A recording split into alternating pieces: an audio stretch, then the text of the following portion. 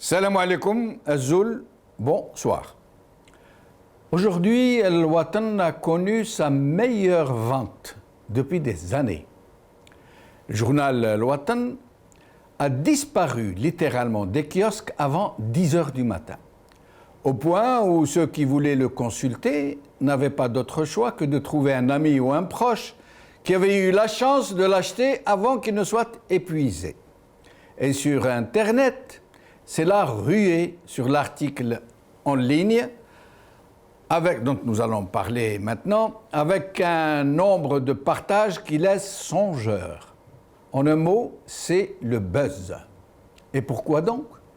Eh bien, parce qu'il y a un article dans Al Watan qui évoque la colossale fortune des enfants du défunt chef d'état-major Ahmed Gaïd Saleh. La maquette avait commencé à circuler sur le net dès hier après-midi. Et c'est là un point important dont je vous demanderai de vous rappeler, puisque je vais y revenir. Alors, d'abord, de quoi est-il question? Regardons d'abord en images l'article en question.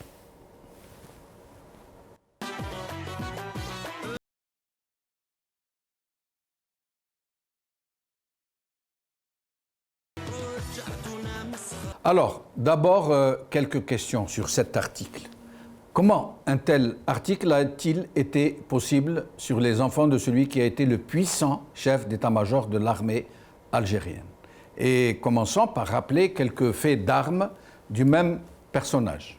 Rappelons que c'était lui qui avait été le principal adversaire du Hirak, dont il avait tout fait pour le contrer. Dans le même moment, il le qualifiait de Hirak el-Mubarak, et dont il affirmait que l'armée l'accompagnerait au moment où il faisait tout pour le bloquer. Il avait commencé par tout faire pour faire passer le 5e mandat, rappelez-vous. Puis, de guerre lasse, à vouloir faire prolonger le 4e mandat d'une année. Puis, comme ça ne passait pas, au niveau du Hirak, à prolonger illégalement, le mandat de Ben Saleh, celui qui avait remplacé au pied levé Bouteflika. Puis enfin à se résoudre à démissionner Abdelaziz Bouteflika. J'ai présenté l'un après l'autre. Il a d'abord démissionné Abdelaziz Bouteflika, puis il a prolongé le mandat d'un autre mandat, contrairement à la Constitution. Et enfin à régler, dans le même temps qu'il faisait tout ça, a jeté au Hirak des barons particulièrement exécrés des Algériens. Il les leur jetait en pâture. Il leur jetait ceux qui étaient exécrés, ou alors ceux qui se trouvaient sur son chemin. Et il avait même inventé, pour la circonstance, le mot « Aïsaba ». Mais dans le même temps, il n'hésitait pas à qualifier les Hirakistes de « Maghrourin bihum », les égarés, ou « Sherdima », les hordes, ou d'agents de la main étrangère. Pour faire éclater le Hirak et diviser les Algériens, il avait inventé cette hallucinante appellation de Nofambariyin Badissiyin et avait jeté l'anathème sur la Kabylie, relayé en cela par toute une faune de doubeb en chef de la société civile, qui avait usé et abusé de ce néologisme atroce de zouave.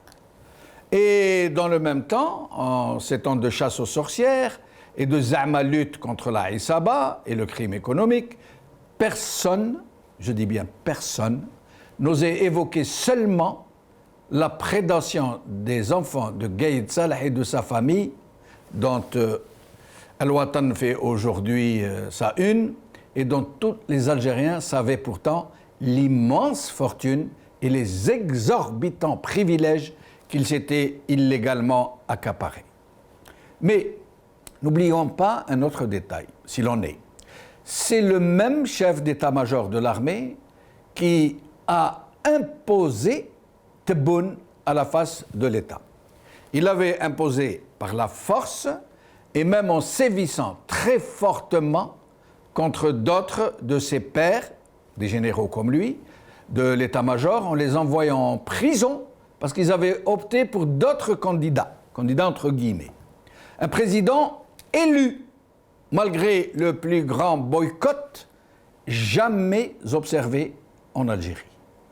Rappelons aussi que le nouveau président, puisqu'il faut l'appeler comme ça, a tout de suite renvoyé l'ascenseur à son bienfaiteur en le décorant de l'ordre de mérite national du rang Sadr, la plus haute distinction du pays, j'allais dire du régime.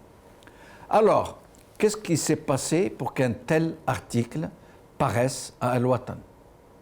Et pardonnez-moi, mais je ne résiste pas à la tentation de suggérer une réponse, même si elle est assez succincte, même si elle est sujette à caution, et que je m'en vais vous dire, que je ne ferai que survoler par ailleurs. Rappelons qu'une terrifiante crise économique est à nos portes et que ses effets seront particulièrement ravageurs pour le quotidien des Algériens à très court terme. Et n'en déplaise à M. Tebboune, ce n'est pas avec du déni, de grossiers mensonges genre 25 milliards de dollars réussis du seul produit agricole et du replâtrage ordinaire, du replâtrage sommaire, que le pays pourrait éviter le pire. Et surtout, éviter une reprise du Hirak de façon bien plus intense que le Hirak I.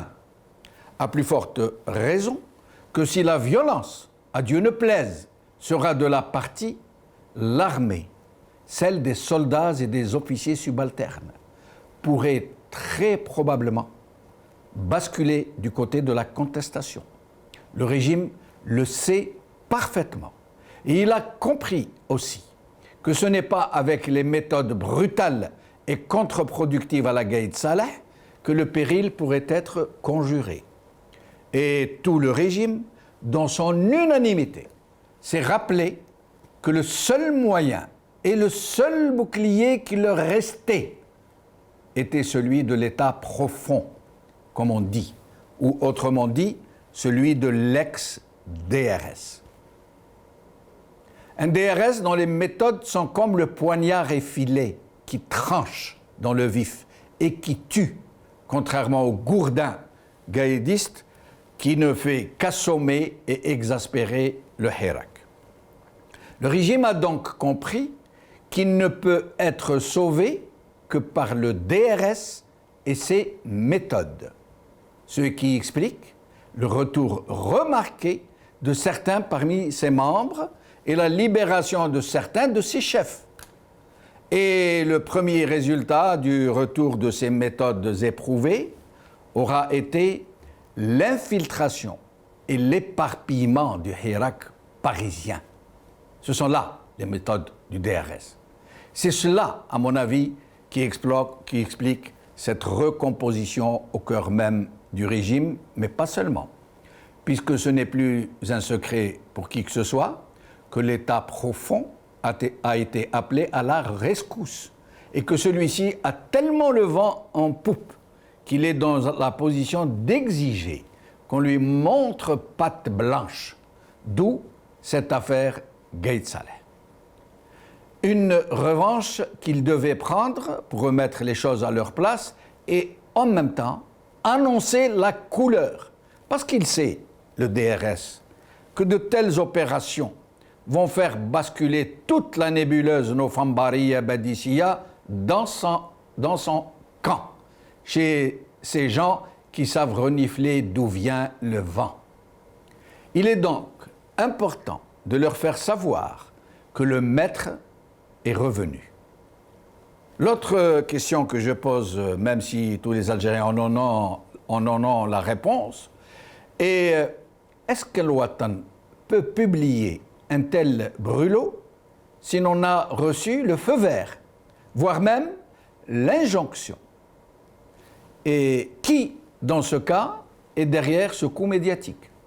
Et qu'est devenue la promesse de Tebboune de ne permettre à personne de salir la mémoire de son bienfaiteur, de celui qui l'a fait roi?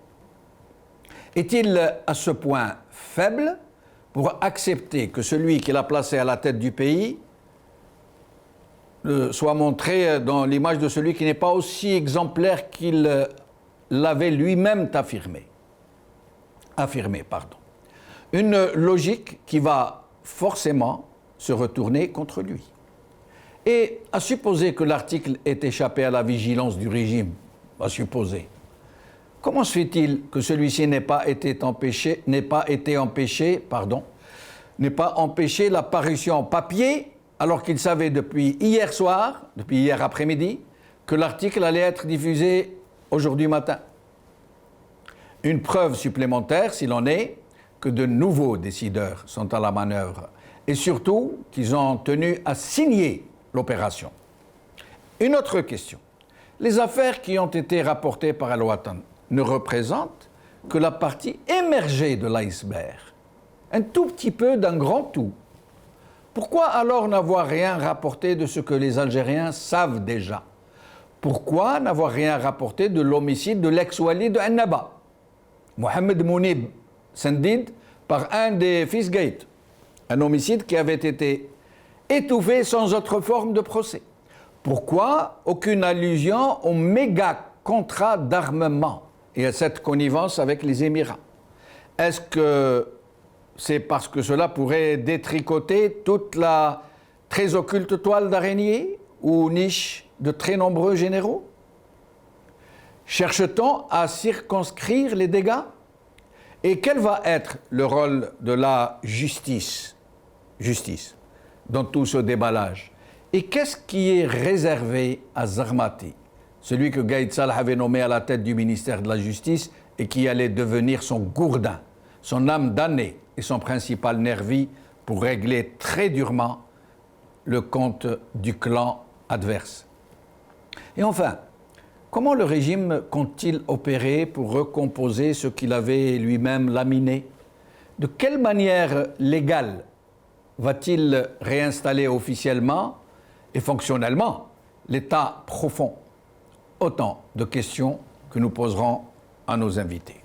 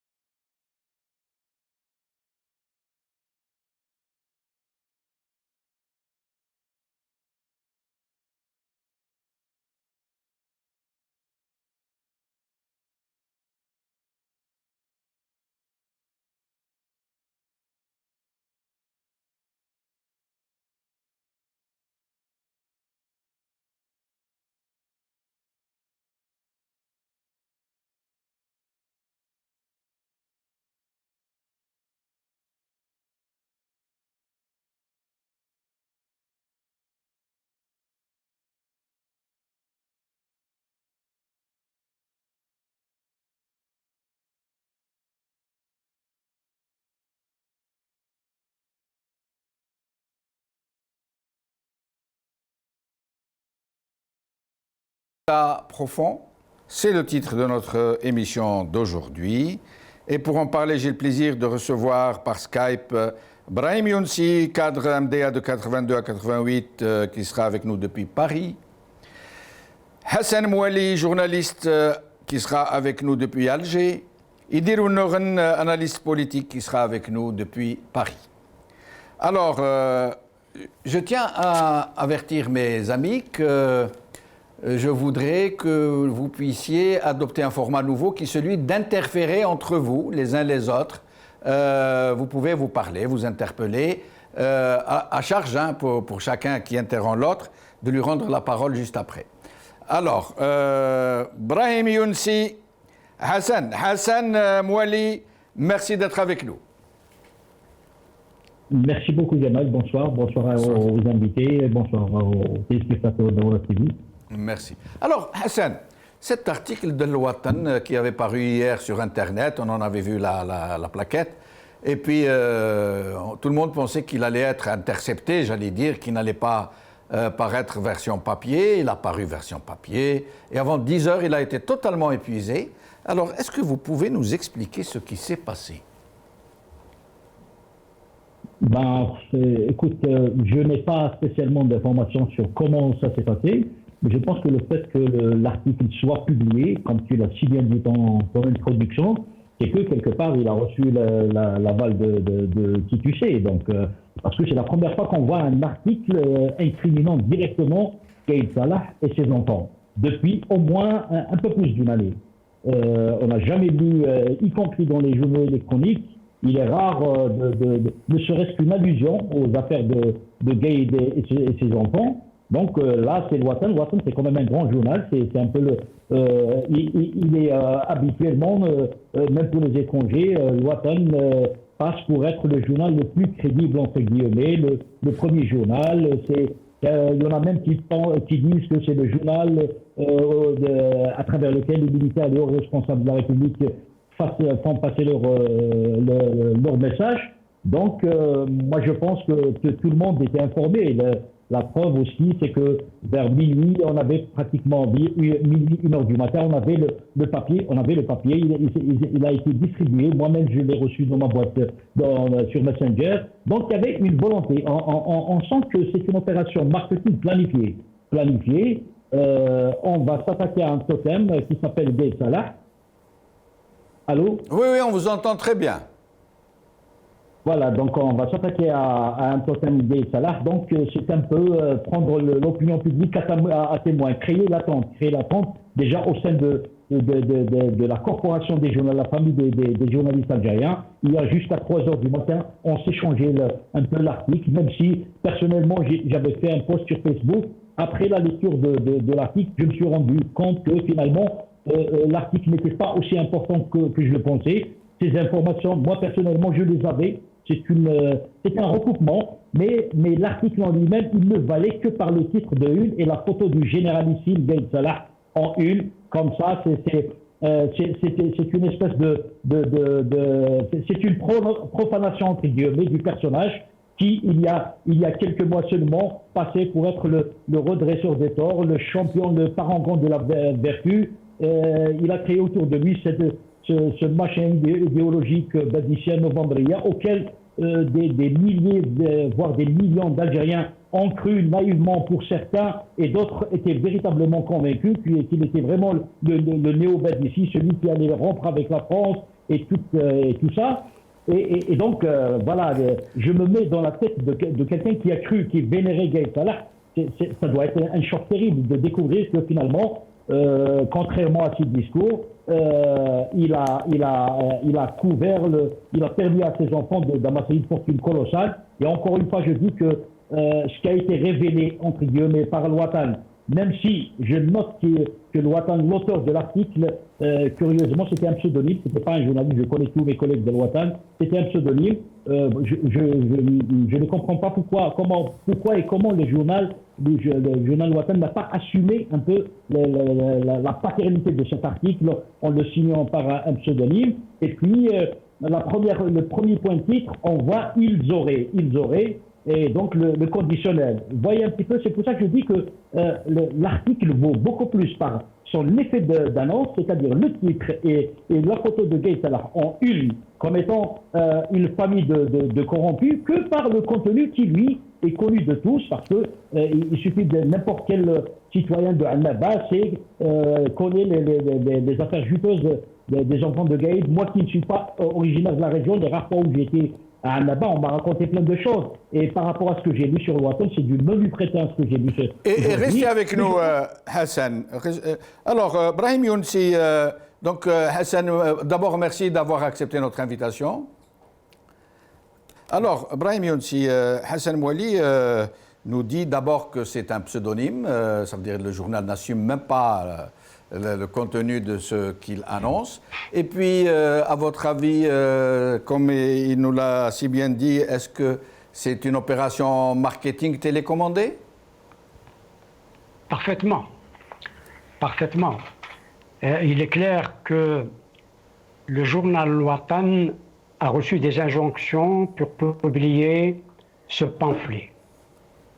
Le scoop, entre guillemets, ce n'est pas ce que révèle le journal Al-Watan, en tout cas l'article, parce que tous les Algériens savaient, connaissaient la corruption, la profondeur de la corruption de Gaïd Salahi, de l'entourage, ses enfants. Mais le scoop, c'est la publication même de ce pamphlet.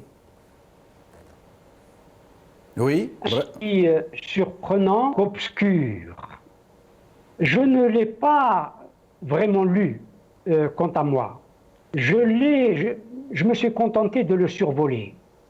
Mais j'ai fait très particulièrement attention à la ponctuation. Parce que c'est la ponctuation qui donne le sens au texte.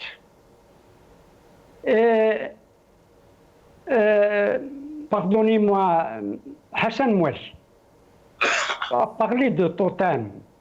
Effectivement, on touche et on a touché un totem. C'est d'autres totems qui ont été abattus, qui touchent à celui qui était devenu le totem, non pas pour le peuple algérien, mais pour l'armée, pour une catégorie de l'armée. Et nous allons y venir, Brahim Younsi. Nous allons y venir sur ce point de la question. Idir Nouren, merci d'avoir accepté notre invitation. Bonsoir, M. Benchnouf. Merci pour votre invitation. Je salue mon grand ami Brahim Younsi et mon jeune ami Hassan Mouali. Ah, quel compliment. Quel compliment. Alors, Idir Nouren, d'abord sur cette question, et après je vous rappelle que vous pouvez vous interpeller les uns les autres pour donner un peu de vie à nos débats. Alors, Idir Nouren, même question, cet article est-il télécommandé, comme le pense un peu tout le monde, ou est-ce beaucoup de courage de la part d'Al-Watan qui a décidé d'aller au charbon de la pure vérité? Tout d'abord, moi je suis intimement convaincu, au même titre que mes camarades, que mes amis, que Al-Watan a probablement été destinataire de compte commande. Hassan Mouali a très bien souligné que le texte est signé par un pseudo.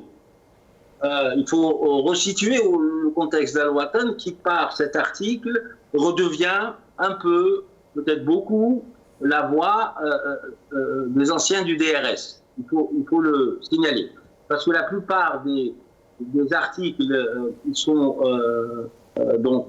mis sur Al-Watan sont signés en général par la spécialiste des affaires de l'armée et des affaires sécuritaires, Selima Temsen. Donc pour moi, ça correspond véritablement à un bon de commande. Ce bon de commande n'est pas à isoler de ce qui se passe à l'intérieur de l'état-major, une lutte de clans sévère, où le président lui-même acte qu'il y a des blocages concernant sa politique. Quand je me rappelle que le président Bouteflika, quoi qu'on dise, quoi qu'on en pense, était d'un autre tonneau, quand il a dit « je ne veux pas être un trois quarts de président ».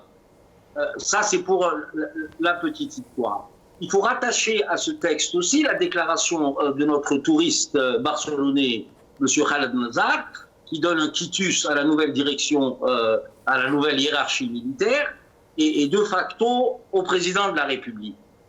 J'avais parlé il y a quelques semaines, et mon ami Brahim m'avait repris en me disant « l'info que tu donnes m'inquiète et m'intrigue ». Quand j'ai parlé de dégaïdisation des hommes de Gaïd Salah au sein de l'armée, alors j'ai répondu que c'était finalement le fruit d'une petite analyse. On y est presque, on y est dedans. Ce qu'il y a lieu de dire aussi, c'est qu'il y a d'autres événements, c'est un dispositif qui est mis et qui est finalement à double consommation, à une consommation interne pour nos jeunes amis, nos hirakistes, en disant voilà, nous avancer les choses, personne n'est à l'abri de la justice, alors qu'on sait très bien que la justice ne s'est pas émancipée de l'hégémonie de l'exécutif. Donc il existe toujours une pression énorme.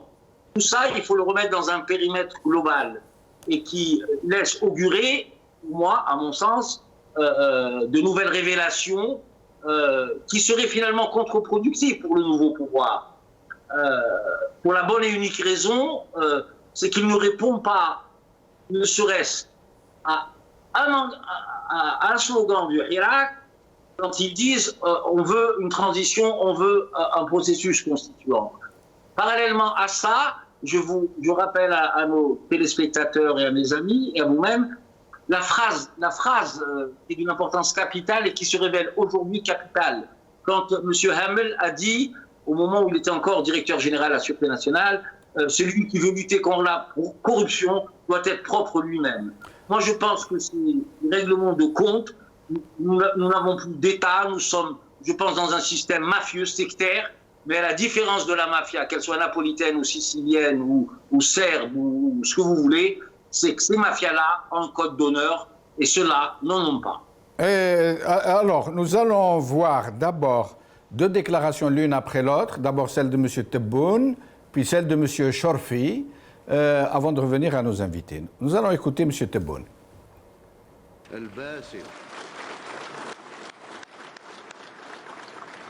للجيش الوطني الشعبي الباسل المغوار سليل جيش التحرير الوطني وعلى رأسه نائب وزير الدفاع الوطني قائد الأركان المجاهد الوطني الصادق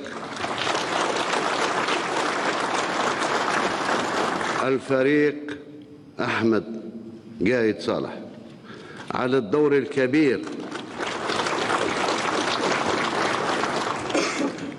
الدور الكبير في حماية السيادة الوطنية واستقرار البلاد وأمنها ووقوفها سدا منيعا في وجه محاولات التدخل الأجنبي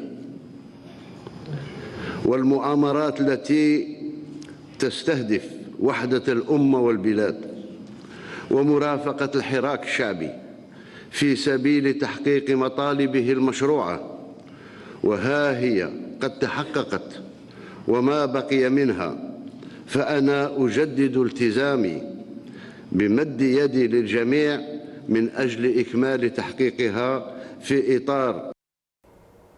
Et nous allons écouter M. Mohamed Chorfi. وهو شبل صغير وحبها الله أن يكون من الرجال وهو قائدهم الذين سخرهم الله في أوقات هالكة كانت تمر بها الجزائر فلولا تسخير الله لهذا الرجل العظيم كانت العاقبة لا يدري أحدا أين كانت متوجهة إليه الجزائر وبحكمته وتبصره يعني تمكن من مرافقة الشعب لبلوغ هذه الأمانة وحبانا الله أننا رافقناه واستجبنا للنداء لما نودي لي استغفر الله الجزائر في حاجة لأبنائها رحمه الله رحمه الله الشهداء وهو الشهيد الجهاد الأكبر. Dommage, on ne l'a pas entendu quand il a... C'est dommage, la vidéo a été coupée, parce que juste après, il dit « Je remercie Ahmed Gaïd Saleh qui m'a désigné dans mon poste de président de l'autorité de régulation des élections, etc. » Alors, Hassan, Et c'est la même question que j'ai posée à nos autres amis, et je vous demanderai d'interférer si vous le pouvez ou si vous le voulez. Quel doit être l'état d'esprit des Nofambari, Badissia, je parle de tout le monde, hein, y compris les gens qui ont toute bonne foi avaient cru en cet homme, mais aussi des agents qui les manipulaient à travers des vidéos, à travers des discours, à travers des articles. Quel doit être leur état d'esprit aujourd'hui? Alors, moi, je les divise en deux catégories. Il y en a qui sont réellement et véritablement des partisans, des fans de Gaye Salah. Ils y ont cru, ils ont cru son discours, qu'il était vraiment le sauveur de la République. Donc, je pense que ça doit être un choc terrible aujourd'hui quand ils vont lire, ils vont découvrir l'article de Watan et toutes ces affaires sulfureuses de ces enfants. C'est un choc terrible. Ils sont plus à plaindre qu'à blâmer.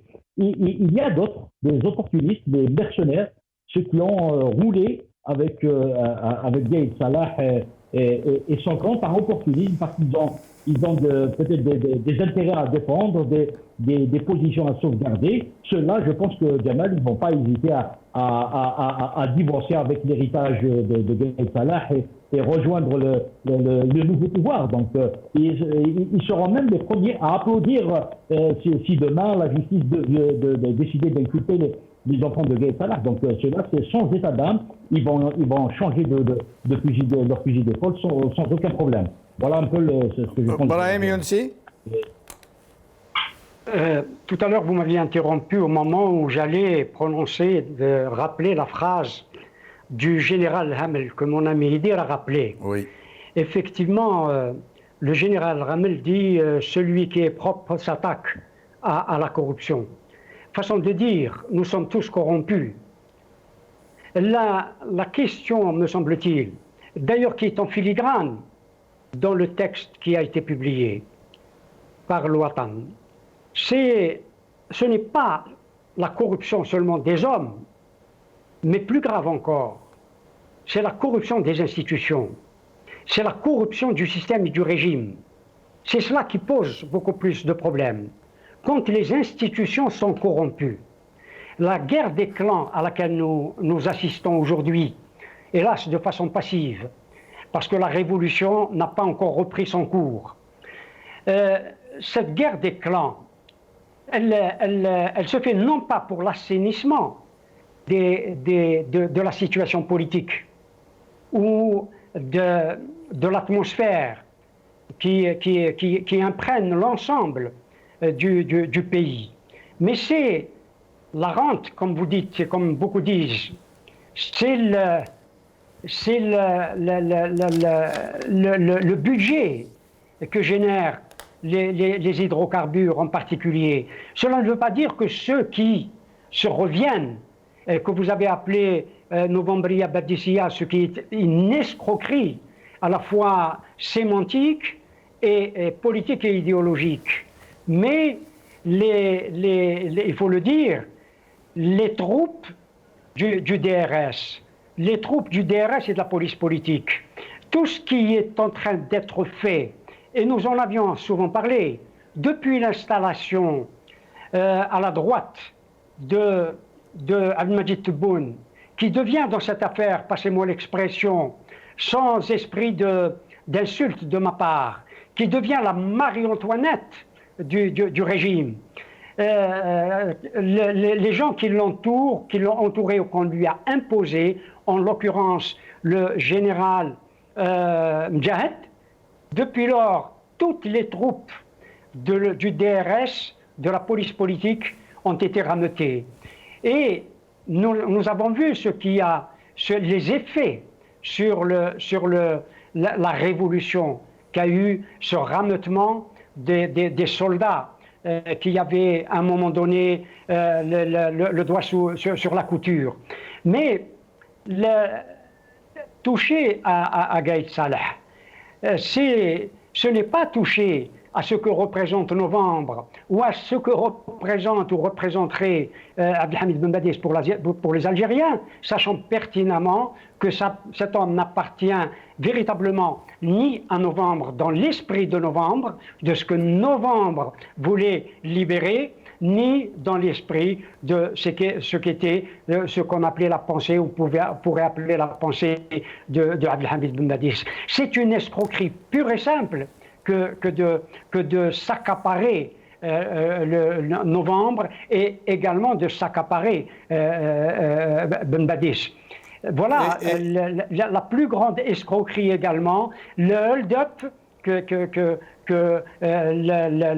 les amis, les proches, Gaye Salah lui-même ont fait. Alors, Idirou Noren, sur l'état d'esprit de nos Fambariens, Badiciens, avant de passer à un autre angle de l'émission. Moi, je rejoins tout à fait ce qu'a dit Ibrahim, et je partage entièrement. Je tiens à le féliciter ici ce soir pour son honnêteté intellectuelle. Non seulement c'est une escroquerie politique, mais c'est une escroquerie historique. Factuellement historique. On ne le contredira pas en disant que les ulama ont rejoint la révolution en 1957. Il me corrigera si je me trompe. D'autant que ce n'est pas simplement la pensée de Ben Badis. La pensée de Ben Badis, et je vais être un peu caustique, il ne m'en voudra pas, c'est qu'elle n'a pas dépassé Tabarka en Tunisie et Oujda au Maroc, dans nos deux frontières.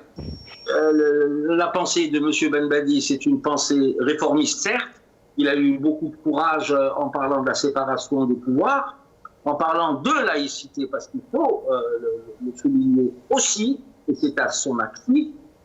Pour lui, la conscientisation passée par la religion, passée par les valeurs religieuses. Ceci étant dit, mais l'escroquerie la plus forte, c'est qu'on puisse associer un processus révolutionnaire qui, il faut le rappeler pour nos jeunes téléspectateurs, n'a pas été une génération spontanée, ça a été le produit de longues luttes, et je dirais même plus, d'au moins 60 ans de lutte. De lutte dans le cadre du mouvement national, n'en déplaise aux personnes qui incriminent, qui traitent M. Messali Haj de traître. Ça a commencé de l'étoile nord-africaine et c'est remonté jusqu'à nos jours. C'est pour ça que l'idée nationale algérienne doit être revue. Comme je l'ai souvent dit, la nation algérienne ne peut se construire que sur des valeurs. Et là, nous sommes en pleine idéologie. Ce n'est pas de ce débat dont nous avons besoin. Mais ceux qui ont utilisé ce concept, ceux qui l'ont utilisé, ils savent très bien ce que vous êtes en train de dire, ils l'entendent très bien. Mais ils ont fait, comme ils ont l'habitude d'instrumenter la mémoire collective et ils s'adressent surtout à des gens de nos compatriotes qui croient en eux et qui croient que le pays est ciblé, que l'OTAN va intervenir, qu'il faut souder les rangs, faire appel au message de novembre et de Ben Badis. Mais eux, ils savent très bien que ce n'est pas vrai. Tout à fait. Le message de novembre est un message particulier. Il ne peut pas être lié à quoi que ce soit. C'est notre mythe fondateur. Et j'ai eu à le dire sur vos plateaux, M. Benchnouf, le Hirak est aussi un mythe fondateur. Rappelez-vous ce que nous disions sur votre plateau avec Ibrahim, Hassan et tant d'autres. Il n'y avait pas de slogan idéologique. On s'est réapproprié nos dates, à savoir le 1er novembre, de manière de symbole. On s'est réapproprié nos véritables révolutionnaires, ceux qui ont été à l'origine du déclenchement de la lutte armée. On s'est réapproprié plein de symboles parce que l'enjeu est là aussi. Ils ne peuvent pas prendre tout un peuple en otage pour satisfaire leur ambition, satisfaire la pérennité de leur système. Ces questions-là, elles doivent faire l'objet non pas d'un consensus, mais d'un large débat. Il faut convoquer pour notre pays à la fois l'anthropologie, à la fois l'histoire, à la fois la sociologie, afin que nous puissions, de manière apaisée, de manière factuelle, que ça fasse écho au peuple algérien. Parce qu'on a besoin de refaire nation, on a besoin de refaire peuple. Mais ça a des exigences. Et là, ils instrumentalisent ce qui pourrait éventuellement diviser. Rappelez-vous l'affaire des Zouaves, rappelez-vous de Zéro Kabyle, rappelez-vous méfiez-vous des Kabyles, rappelez-vous telle communauté, des Mozabites, rappelez-vous. Je renvoie au fameux élu de la région de Tamanrasset quand il a dit Anamani Chamazir. Moi, je suis Touareg et point. C'est tout ça qui en fait une réaction parce qu'ils n'ont même pas eu l'extrême intelligence ou l'intelligence tout court d'équilibrer la nation. Et nous allons essayer et dire, avant d'en arriver au timing, pourquoi cette affaire maintenant et pourquoi Al-Watan. D'abord, si nous pouvions faire un petit tour de micro sur ce qui est révélé sur Al-Watan, Hassan Mouali, sur cette fortune colossale des Gaïd Salah, mais pas seulement des enfants Gaïd Salah, de leur gendre aussi, des cousins, c'est de Tléba aussi qui était leur associé. C'est une affaire. Oui, mais c'est des affaires énormissimes. Et je ne parle pas des commissions sur les achats d'armement, sur les connivences qu'il y a avec les Émiratis. Hassan Mouali, pourquoi ont-ils dit seulement le tout petit peu et qui n'ont pas révélé tout le gros qui est derrière? Une petite minute sur cette histoire sociale, ce qu'appelle notre ami l'imposture historique de la Badissia Novembre-Lia. Moi, je pense que tout simplement, le pouvoir, le vrai pouvoir, le pouvoir réel, a constaté que les élites politiques algériennes ont toutes épousé les idées du Hirak. Un peu le Hirak qui est devenu le nouveau mythe fondateur de l'Algérie. Donc, ils ont créé ce patchwork idéologique en associant de concepts qui en réalité s'excluent. Quand on dit Badissia, Ben Badis n'a jamais fait la révolution, il est mort en 1942. C'était un assimilationniste. Il prônait l'assimilation de l'Algérie à la France. Par contre, novembre c'était les gens des révolutionnaires de l'os. Donc ils s'excluent. Voilà, je referme la parenthèse. Pour dire qu'ils ont juste créé un petit machin pour s'accrocher et prêcher les zouaves et tout ça. Je crois qu'à quelque chose malheureusement, cette parenthèse va se refermer tout de suite. Et on va parler des choses beaucoup plus importantes. Par rapport à ta question, Jamal, sur ces quelques éléments de la fortune qu'auraient amassé les enfants de Gaïd, moi je pense que c'est un petit grain dans l'océan par rapport à ce qu'on entend. Parce que dans les cafés, ça se raconte. À Annaba, à Alger et partout ailleurs, et pas que la famille de Gaïd Salah. Quand on sait en Algérie que presque tous les présidents d'APC, les decks avant eux, ont amassé des fortunes. Que dire d'un général, de la famille d'un général, d'un ancien ministre? Récemment, on a eu des posts sur Facebook qui parlaient de la fortune, par exemple, de Chérif Rahmani. C'est une fortune incroyable. Et d'autres encore. Donc, mais moi, je pense par rapport à Gaïd, l'objectif fondamental, c'est d'abattre le totem encore une fois. Et il y a quelque chose qui gêne. Moi, je pense que il y a une volonté, bien sûr, de changer, faire semblant de changer le régime pour que rien ne change. On va se débarrasser de l'héritage de Gaïd Salah sans pour autant liquider le président Tebboune. Parce que Tebboune, c'est Gaïd Salah qui l'a placé. Donc on ne pourra pas aller jusqu'à exterminer Gaïd Salah. On va se contenter de quelques affaires juste pour le disqualifier moralement aux yeux de ses supporters d'abord et du peuple algérien en entier. Parce que normalement, quand on voit ce genre de déballage public, normalement, il doit y avoir un prolongement politique. C'est quoi le prolongement politique? Le prolongement politique, c'est de dire que ce Gaïd Salah, qui s'avère apparemment un personnage peu recommandable, sulfureux, qui a permis à ses enfants de faire une grosse fortune sur le dos du peuple, c'est celui qui nous a imposé l'élection présidentielle du 12-12 et qui nous avait, par voie de conséquence, Tebboune comme président de la République et tout son gouvernement. Justement, Hassan, Tebboune qui lâche son bienfaiteur, celui qui l'embrassait, certains disent qu'il lui a fait le baiser de la mort. Est-ce que c'est un aveu de faiblesse, c'est-à-dire que ce n'est pas lui qui commande? Ou est-ce que c'est l'enfant qui tue son père, celui qui l'a fait, hein, ça existe, ça, tous les grands chefs d'État qui ont été faits par quelqu'un, la première des choses qu'ils font, c'est de se débarrasser de celui qui les a fabriqués. Alors, les voies du système sont impénétrables, Jamal, tu sais très bien. Alors, les deux possibilités sont envisageables. La première, c'est que cette affaire, théoriquement, devrait affaiblir le président Tebboune. Pourquoi? Parce que c'est Gaye Salah qui lui a permis d'être président. Et il a même décoré, il lui a donné la plus haute distinction de la République, il a couvert des loges, le sauveur de la République. Donc je ne vois pas comment Tebboune applaudirait la mise au placard, la souillure de sa mémoire, tout simplement. D'ailleurs, il a déclaré il y a quelques jours, juste après les révélations de Nouri, le PDG de l'ANEP, qu'il ne permettrait jamais qu'on salisse la mémoire de Gaye Salah. Absolument. Donc, suivant cette logique, il est de fait fragilisé par l'autre clan qui prend le pouvoir maintenant.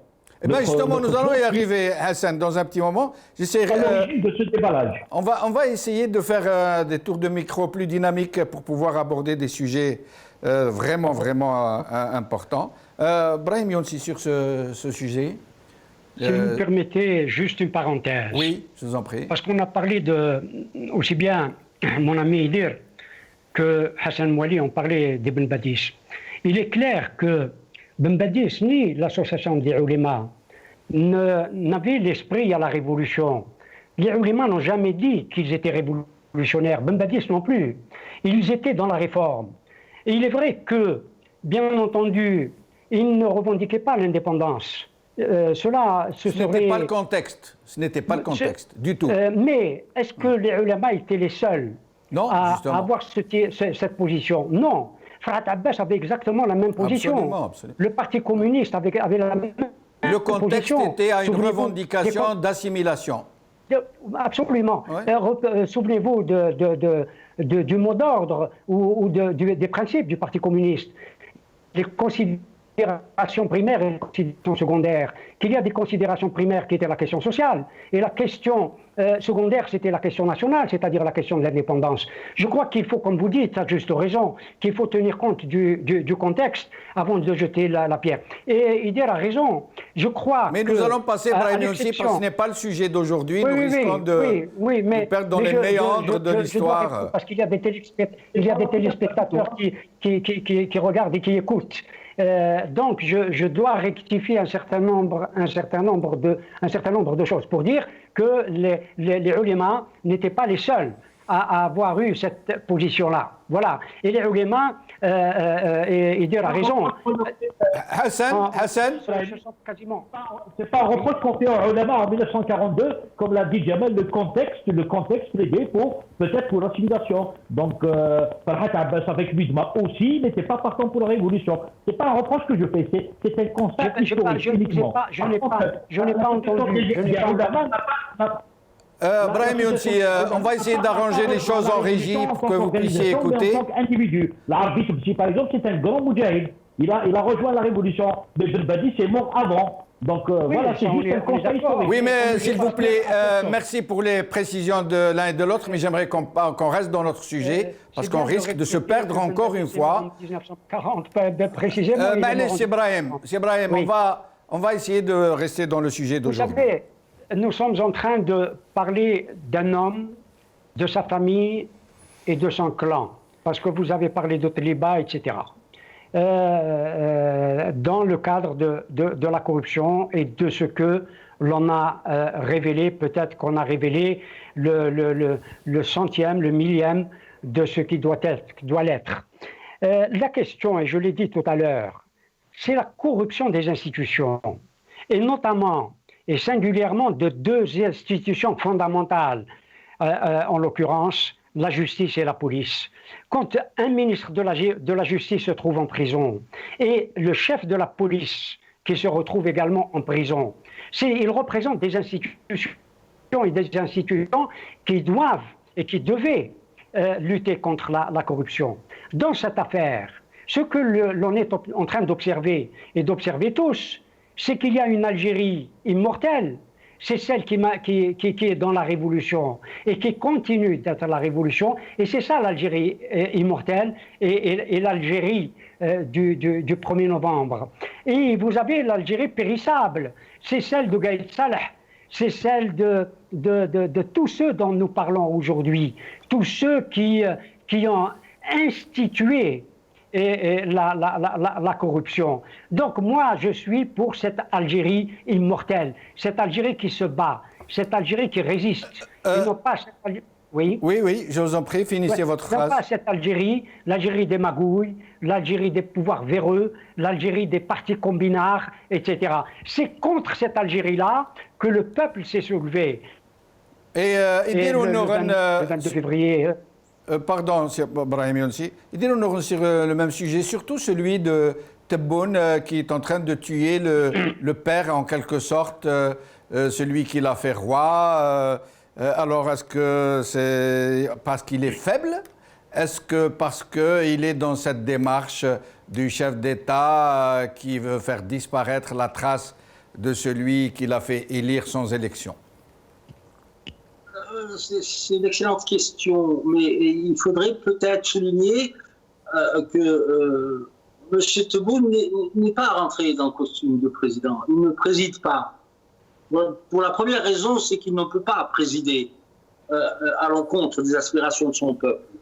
M. Tebboune n'a ni parti, ni société civile avec lui, ni gouvernement qui nous a présenté comme étant un gouvernement technocrate, alors que ce gouvernement n'est ni technocrate ni politique. La position de M. Tebboune à la place de chef de l'État, de président de la République, est une position extrêmement précaire. Je pense honnêtement que si la crise s'accentue, la crise économique, la crise financière, la crise de moralité, les crises conjuguées, je pense qu'à un moment ou à un autre, et là je vais paraphraser la phrase de Mme Zoubida Assoul, qui a dit lors d'une interview à TV5 avant... Ah, nous avons perdu Edir? Est-ce que nous avons perdu Edir? Allô? Oui, vous êtes avec nous, Edir. Oui. Et Mme Zoubida Assoul a dit une phrase lourde de sens politique qui n'a pas été prise à sa juste valeur. Quand elle appelait l'armée à la raison. Et là, vu la situation que nous vivons, avec un président faible, si ce n'est le nouvel État profond qu'ils sont en train de se construire, ils oublient une chose, c'est que le peuple n'est plus dupe. Que ce soit le jeune mal formé ou l'hyper-diplômé, tout le monde, tous les Algériennes et les Algériens concourent et conjuguent leurs efforts pour un État de droit. Parallèlement à ça, moi je pense que d'autres révélations vont être mises au devant de la scène publique. Ça ne résoudra pas le problème. Le problème fondamental, Ibrahim l'a si souvent souligné, et moi aussi, c'est qu'on a un problème politique. Il faut une solution politique. Tout le reste n'est qu'un aménagement tactique, planique, exclusivement lié à la pérennité du système. Parallèlement à ça, on est dans une situation dramatique avec la crise sanitaire, la crise politique, la crise morale, la crise diplomatique, les crises d'intensité diverse, de nature diverse à nos frontières.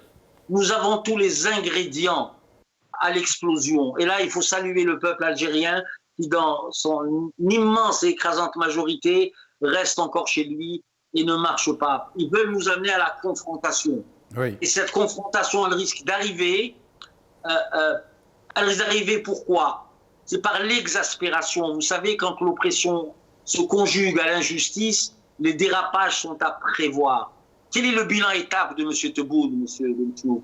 Ça fait 8 mois qu'il est à la tête de l'État. Évidemment, il y a la crise du Covid.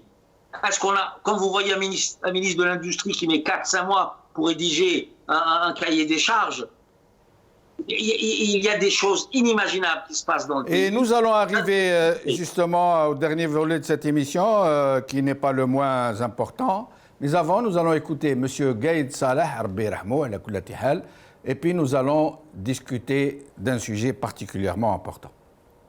ركزوا على ترجيح الشرعية الدستورية من خلال تنظيم انتخابات رئاسية شفافة في أقرب الأجال تجنبنا كل المراحل الانتقالية الوخيمة التي تروج لها بعض الأطراف التي لا غاية لها سوى تحقيق مصالحها الضيقة ومصالح أسيادها هذه الأطراف التي بدأت تنكشف على حقيقتها، ولدينا معلومات مؤكدة حول تورطهم سنكشف عنها في الوقت المناسب. أود أن نشيد بالجهود الوطنية المخلصة التي تبذلها الهيئة الوطنية للوساطة والحوار النوه بالنتائج المشجعة والمحققة في وقت قصير، كما نجزي جزيل الشكر. عندنا معلومات على المورطين. Alors, mes chers amis, je vais vous dire ce que je pense. C'est qu'il y a depuis quelque temps, nous avons tous vérifié, maintenant ce n'est plus des spéculations oiseuses, nous avons tous vérifié que le DRS revient sous une autre forme, mais l'état profond est en train de revenir. Tout simplement parce que le régime a compris que ce ne sont pas les méthodes gourdins de M. Gaïd Salah qui peuvent tuer le Hirak, avec la crise économique qui va débouler, qui risque d'être très très violente. Ils savent que si la situation dégénère... Comment aider? Rien, M. Benchenouf, excusez-moi. Alors, ils savent que si la situation dégénère, que l'armée pourrait basculer dans le camp du peuple algérien. Alors, et c'est depuis qu'ils ont compris qu'il n'y a que l'État profond, celui du DRS et ses méthodes très bien connues, qui peut faire face à ce Hirak, qui peut le casser, qui peut le briser, qui peut l'éparpiller. Et nous en avons eu un exemple brillantissime, qui est celui de casser le Hirak parisien. Ils ont réussi à faire infiltrer leurs éléments pour... et aujourd'hui, on peut le constater, le Hirak parisien se porte très mal. Il n'arrive plus à se rassembler, les gens sont démobilisés. Il y a cette question de laïciste contre islamiste qui a été mise sur le tapis. Et c'est vraiment, vraiment un coup tordu du DRS qui a fait très mal au Hirak parisien. C'est dire les effets qu'il pourrait avoir sur l'ensemble du Hirak. Alors, Hassan Mouali, est-ce que tout cela, et notamment cette affaire de Watan, procède du retour de l'État profond, de l'État tentaculaire, de cette pieuvre qui contrôle totalement la société algérienne, qui sait si bien inséminer les ferments de la discorde, de la manipulation, de la détestation? À votre avis, Hassan Mouali? C'est clair, ça saute aux yeux quand on voit comment ils ont liquidé les anciens bras droits de Gaïd Salah, à commencer par le patron des renseignements, le fameux Wassini, qui a failli provoquer la guerre civile en Algérie, les généraux, l'Akroum, le Shram et tout ça. Quand on voit des généraux-majors en prison, et c'était les bras droits de Gaïd Salah. Donc, clairement, il y a un changement de cap, et ils se sont rendus compte que la méthode forte qui consiste à réprimer à tout va ne marche pas, et que le Hirak, même si avec le Covid, il a pris sa retraite momentanément, mais la colère est là, les gens ont envie de reprendre, ils ne lâchent pas prise. Donc ils ont pensé expérimenter une autre formule, la formule qui leur a souvent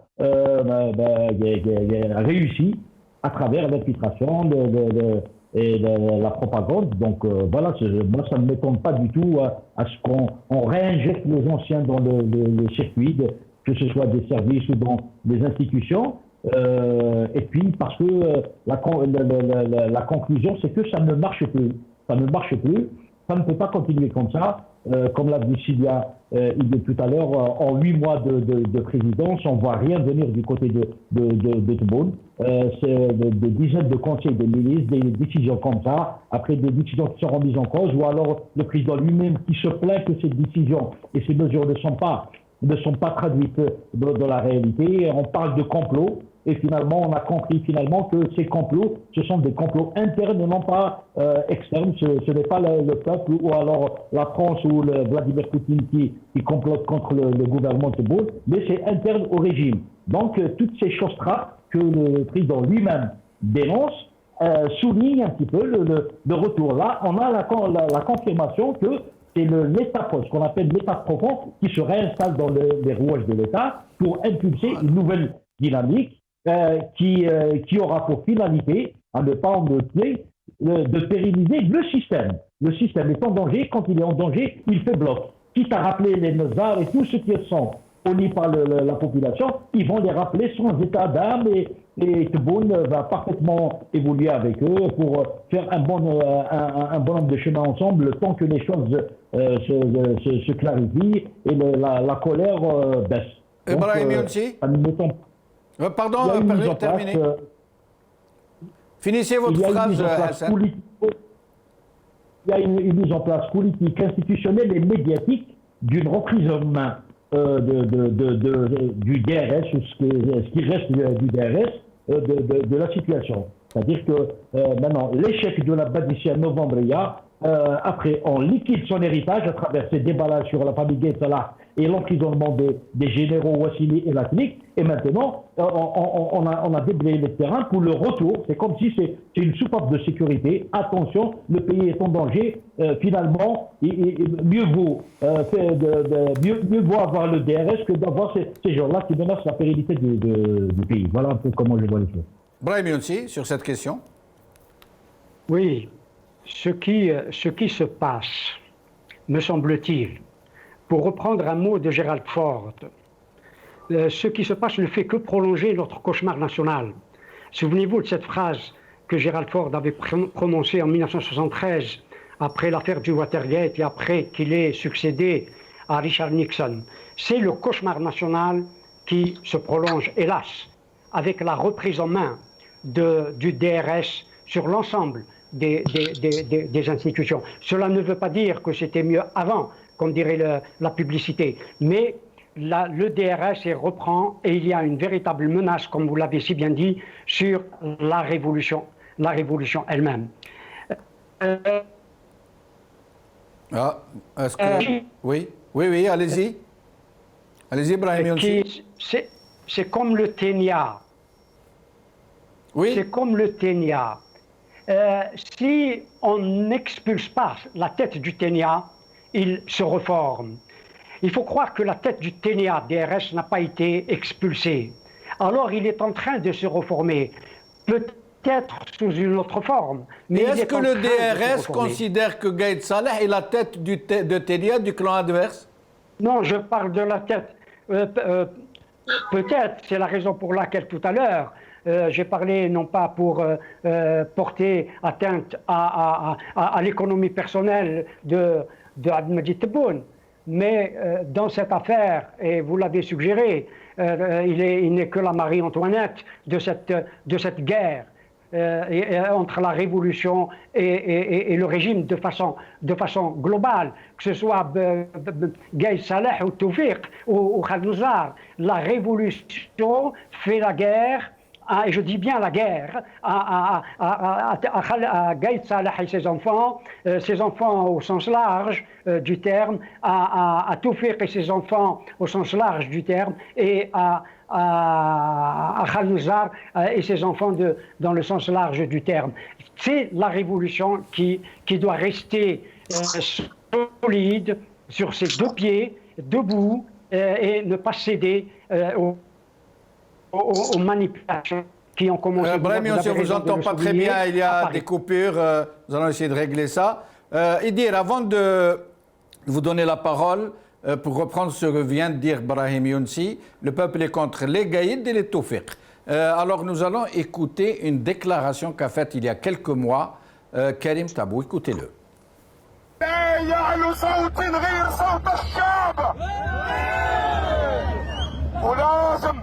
لازم السي القايد يسمع منا من دوغيرة من البويرة، بويرة الأحرار، بويرة الأحرار. احنا كي خرجنا باش نرحلوا العصابة. احنا مازلنا طالبين برحيل العصابة. احنا طالبين برحيل العصابة. احنا ما نقبلوش المناورة. احنا نطلبوا بقيام عدالة مستقلة تخضع للقانون ولا تخضع للأوامر. نحن خرجنا من أجل تأسيس لعدالة تخضع للقانون ولا تخضع للأوامر. نحن ضد العصابة والعصابة المضادة. نحن ضد كل العصب. نحن ضد التوفيق، ضد القايد. احنا ضد السعيد وضد الناصر. احنا ضد بدوي وابن صالح. Déclaration de Karim Tabou au début du Hirak, نحن ضد قايد, نحن ضد توفيق. يديروا نوغن. Oui, au-delà de la déclaration de M. Tabou, qui était largement partagée, mais rien ne le fait à l'horizon, j'allais dire. Parallèlement à ça, vous parlez du DRS qui revient. Moi, j'aurais une petite nuance là-dessus. J'en ai parlé très souvent sur vos plateaux. Ce n'est pas le DRS qui revient, c'est l'État DRS qui revient. Oui. L'État profond, comme on dit. Pardon? L'État profond, comme on dit. L'État tentaculaire. Tout à fait. Il n'y a qu'à voir les nominations du général Mjahed qui a été donc repris à la présidente de la République, la nomination de M. Shafir Nasbah, et j'en passe. Cet État DRS, ils ont compris une chose. Moi, j'avais dit sur vos plateaux il y a quelques semaines ou quelques mois que le système DRS a donné ses preuves pour sa normalisation, pour sa... il a une corruptibilité, il a une aptitude à corrompre les gens, que ce soit matériellement ou que ce soit politiquement. Et il est dommage que beaucoup de responsables politiques aient succombé à ces sirènes pour en tirer des dividendes rentiers et protocolaires. Par contre, ça ne suffira pas, M. Tebboune, ni au système, pour la bonne et unique raison, c'est que tous ces artifices restent actuellement, dans la situation dans laquelle nous vivons, extrêmement théorisés. Ils sont théorisés. Mais dans le Hirak parisien, ça n'a pas été théorisé. Ils ont montré toute leur nuisance, toute leur capacité à diviser les Algériens. Renvoyer ce qui se passe au niveau du Hirak parisien, où je connais l'ensemble des acteurs, et il y a des responsabilités, M. Benchenouf, et j'aurais aimé avoir sur le plateau des animateurs de la Chad ou des animateurs de l'autre camp. Parce qu'à Paris, se jouait pas simplement le clivage islamiste, éradicateur, laïciste d'un côté, c'est pas de ça dont il s'agit. Il y avait une volonté par de certains mouvements d'occuper la place, d'occuper un territoire, sachant qu'on ne pouvait pas, qu'ils ne pouvaient pas mobiliser à Genève, à Londres, à Bruxelles. Paris devenait un enjeu capital. Mais là, ça fera l'objet d'une autre émission. Ce que je voulais vous dire, c'est que l'État DRS est là. Il va recommencer à manipuler, à organiser, et nous sommes à la veille d'un référendum. Et je tiens à rappeler ce qu'a dit Brahim à juste titre, je partage entièrement ce qu'il a dit il y a quelques semaines et même quelques mois, quand il a dit « Profitons de cette pause imposée par le Covid-19 à penser la discontinuité ». Comment pouvez-vous, monsieur Benchenouf, légitimement, les partis politiques sont aphones. Ne me revenez pas sur les partis, ils n'existent pas. Il n'y a pas de voix iconoclaste qui est en train de donner un cap, ne serait-ce par une production intellectuelle et politique. Le peuple algérien est livré à lui-même. L'ensemble de la société est livrée à elle-même. Il n'y a pas de leader. Moi, j'avais dit dans une de vos émissions, je suis désolé de dire que les téléspectateurs me pardonnent. Pour le Hirak nouveau, il faudra identifier d'autres acteurs. Il faudra trouver les outils. Il faudra discuter de la méthode. Nous sommes en phase cruciale. Je n'ai pas de doute à ce que l'ensemble des animateurs du Hirak puissent se retrouver, puissent débattre, puissent entraîner. Parce que ce qui est important, c'est que toutes les forces politiques, sociales, toute la société civile doivent converger sur un seul mot d'ordre, la transition. Et là, nous nous en éloignons parce que vous avez si bien décrit, et je peux avoir une nuance avec vous, sur le Hirak parisien, les Hirakistes, les jeunes révolutionnaires algériens, les moins jeunes, doivent avoir pour seul objectif pour le moment la demande de la transition. Nous refusons cette élection du 12-12, nous allons aller vers un référendum le 1er novembre où ils ont commis le sacrilège à toucher le 1er novembre et à faire ça le même jour que le déclenchement de la révolution armée. Et ça, ils seront comptables devant l'histoire. Ben justement, Idir, je vous remercie de m'avoir amené à la transition que je voulais faire. Et ce sera la dernière question. Coupez la parole. Oui, mais je vous laisse finir votre phrase et dire pardon. Non, je plaisante. Allez-y, terminez votre émission. Et il faut bien couper la parole aux invités, sinon nous allons assister... Vous savez, vous la souvent même à titre privé. Alors, aujourd'hui, pour apporter de l'eau à votre moulin et dire au Noren, aujourd'hui sur les réseaux sociaux, il y a beaucoup de gens qui vont dans le même sens et qui sont en train de dire ce que vous étiez, que pour le Hirak, il va falloir envisager et identifier de nouvelles perspectives. En l'occurrence, se saisir de cette opportunité du 1er novembre que le régime a voulu instrumenter, encore une fois, pour en faire une vaste réponse à ce régime, une réponse du retour du Hirak de façon très forte ce 1er novembre, pour lequel les Algériens appellent à un boycott encore plus ample et plus important que celui du 12-12. Hassan Mouali. Oui, je suis tout à fait d'accord sur tout ce qu'a dit Idir. Sur la place, malheureusement, il y a une faillite de la classe politique. Il y a un sous-encadrement où il n'y a pas du tout d'encadrement du Hirak. C'est pour ça qu'on a l'impression que ça fait de tous les côtés. Il n'y a pas d'objectif qui rassemble tout le monde, parce que les partis, ce sont les sous-produits de ce qu'on appelle l'État DRS aussi. La classe politique algérienne, elle est vieillotte. Une partie est vieillotte et elle est inféodée à des cercles du pouvoir, une autre avec le nouveau pouvoir d'ici à novembre. Donc il va falloir réinventer le Hirak et qu'il se donne une finalité, un objectif. Oui, la transition démocratique, si c'est un peu le principe et l'objectif le plus partagé par tous. Parce qu'en face, le système est en train de se ressouder. Le retour de ce qu'on appelle l'État DRS participe de cette stratégie justement à réoccuper l'espace et à imposer une reconfiguration pour la pérennité du système. Si on ne fait rien, le système va couler des jours heureux. C'est pour ça qu'ils sont en train de casser des dynamiques. Il y a des problèmes dans le Hirak parisien, comme tu l'as dit. Il y a des journaux proches du pouvoir qui naissent. Il y a des acteurs politiques, il y a des partis politiques, de nouveaux partis politiques qui sont en préparation. On va leur donner des agréments. On a nommé un secrétaire d'État chargé du mouvement associatif pour rameuter toutes les associations, leur donner de l'argent. Parce que Tebboune l'a dit, moi je suis le président de la jeunesse et du mouvement associatif, je vais pas m'appuyer sur des partis politiques.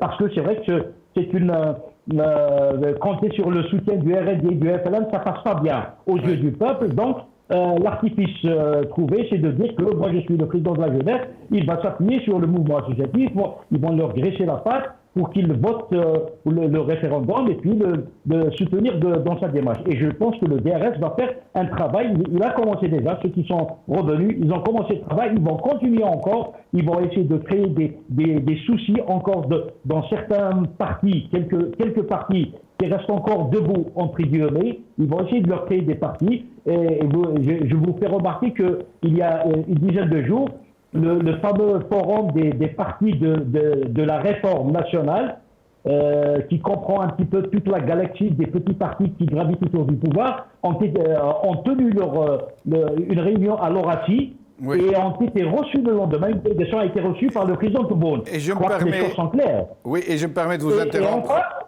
Et en face, le pôle démocratique a été interdit de tenir même une réunion au sein du RCD, au siège du RCD. C'est vous dire que je crois que la normalisation totalitaire a déjà commencé, elle est sur elle. Il va falloir que le Hirak se restructure, il faut qu'il se pose comme une force unie d'organisation, s'éloigner des clichés, des clivages idéologiques et focaliser sur un objectif unitaire, à savoir imposer une transition démocratique pour changer de cap. Et je me permets donc de vous interrompre, Hassan. Brahim Younsi et Idir Nouroun, vous allez avoir 3 minutes chacun, nous sommes à la fin de l'émission. Brahim Younsi, sur ces échéances de redéploiement du Hirak et cette échéance du 1er novembre qui semble être attendue par tous les Algériens, mais pas dans le sens que voudrait bien le régime.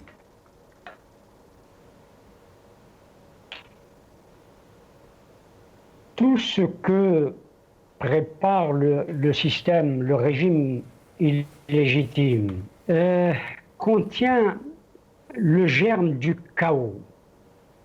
Ce régime nous mène vers le chaos. Et pourtant, il le sait. Il sait qu'il mène l'Algérie vers le chaos.